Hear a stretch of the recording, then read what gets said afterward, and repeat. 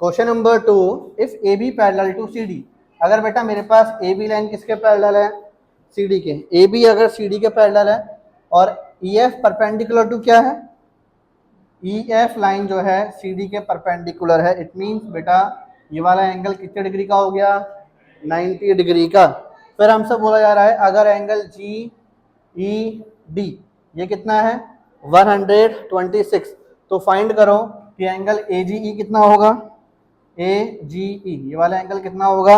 उसके बाद angle G E F कितना होगा, जी ई एफ ये एंगल कितना होगा। मतलब देखने में लग रहा होगा कि यार इस क्वेश्चन में तो भंडारा हो गया, बहुत सारे एंगल हमें पता करने के लिए दे दिए गए, तो आए दैया कितना बड़ा क्वेश्चन होगा ये। बहुत सिंपल क्वेश्चन है। पैरेलल लाइन की अगर आपको एक आध प्रॉपर्टी की भी नॉलेज है तो आप इस क्वेश्चन को बड़े प्यारे तरीके से कर सकते हो।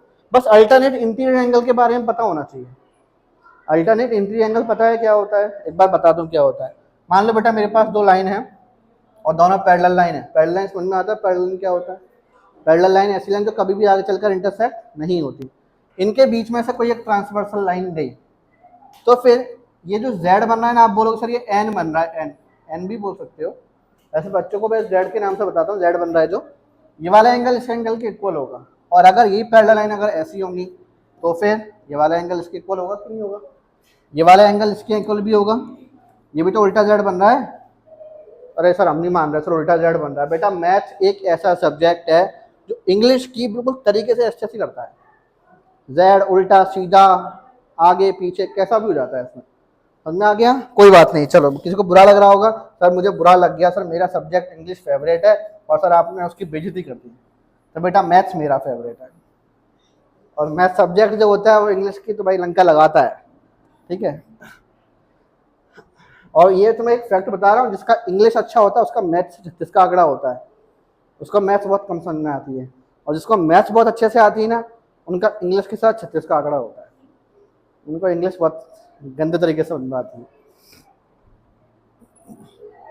बच्चे सोच रहे हैं अरे सर आपको अंग्रेजी नहीं आती, इसका मतलब क्यों, ये सोच तो नहीं रहे हो। चलो बेटा सॉल्व करें अब। देखो बेटा मैंने बोला कि मेरे पास ए बी किसके पैरेलल है, सी डी के।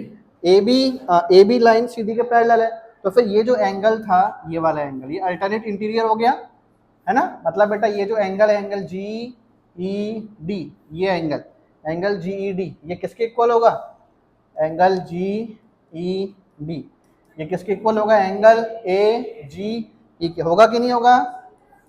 और क्या लिखेंगे इसमें बेटा हम, alternate interior angles are equal, alternate interior angles are equal.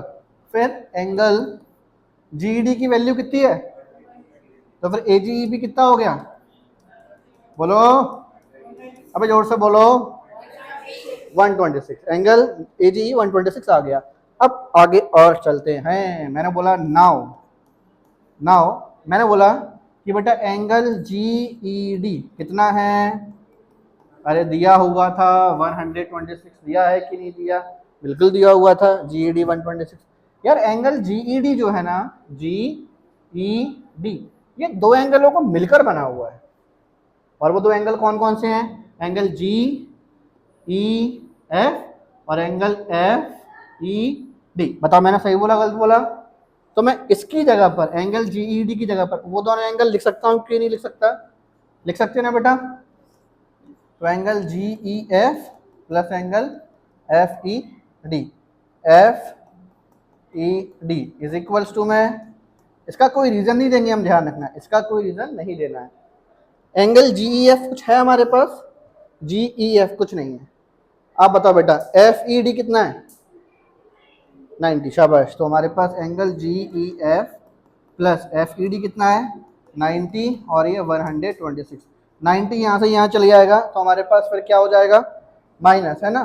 तो angle G E F is equals to 126 minus 90। तो angle G E F is equals to में 36। एनी टाइप ऑफ समस्या, कोई डाउट नहीं बेटा इसमें। हमारे पास ए जी ई देखो निकल आया था, जी ई एफ निकल आया था, कौन सा रह गया, एफ जी ई। अच्छा मैं एक लाइन लिखने वाला हूँ, सारे बच्चे बस चेक करना, सारे बच्चे चेक करना कि मैं गलत लिख रहा हूँ कि सही लिख रहा हूँ। मैंने बोला here angle A G E G E plus angle A G E और F G E is equals to 180 degree. समझ में आया? समझ आया?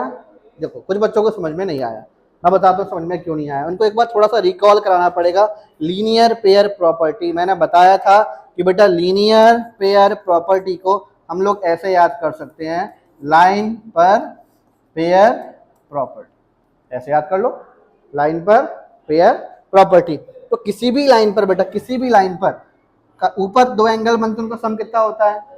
अरे यार अगर एंगल नीचे बनेंगे तो उनका सम भी तो 180 होगा। प्रॉपर्टी थोड़ी चेंज हो जाएगी, प्रॉपर्टी तो वही रहेगी कि नहीं रहेगी हमारे पास। फिर ये चीज हमने यहाँ पर लिख लिया। अब देखो जरा, अब देखो ये लाइन समझ में आई? अब समझ में आ गई ये वाली लाइन, क्योंकि हमारे पास angle A G E, angle A G ई ये वाला एंगल और एंगल एफ जी इन दोनों का सम 180 होगा, क्योंकि एक ही लाइन पर बन रहे हैं वो।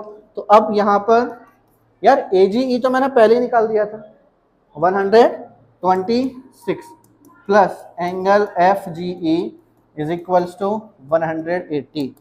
126 को यहाँ लेके जाओगे तो angle F G E 180 minus 126 angle F G E is equals to 54। कोई प्रॉब्लम बेटा इसमें किसी को? हमारे पास इस क्वेश्चन में 3 वैल्यू फाइंड करनी थी, तो अब लास्ट में हम क्या लिखेंगे? वेरी गुड, देयरफॉर डालकर सारे एंगल्स को एक साथ लिखोगे।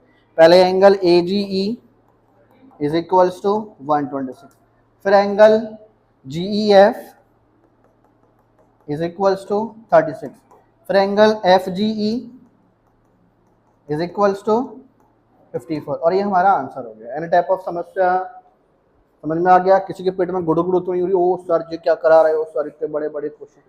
ऐसा तो नहीं है? नहीं है ना?